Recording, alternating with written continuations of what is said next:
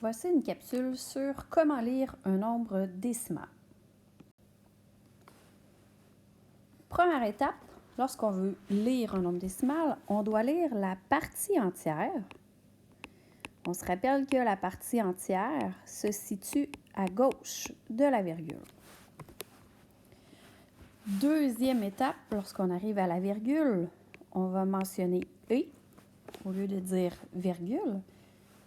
Par la suite, on va lire la partie décimale.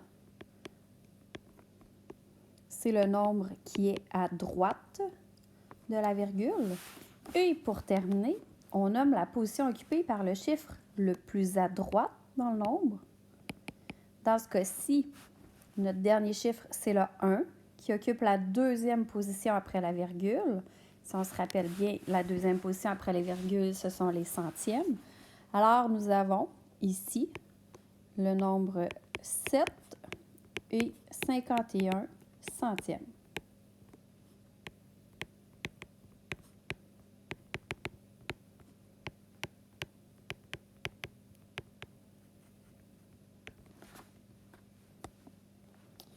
Advenant le cas où il n'y a pas de partie entière, si la partie entière est 0, on nommera pas 0 et le nombre après la virgule. On va tout de suite nommer la partie décimale ainsi que la position occupée par le dernier chiffre. Par exemple, si on a celui-là, on dirait 352 millièmes.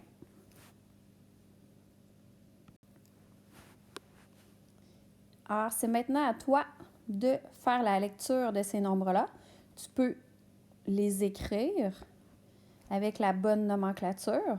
Tu n'as qu'à peser sur pause, inscrire tes réponses et par la suite, tu pourras te corriger.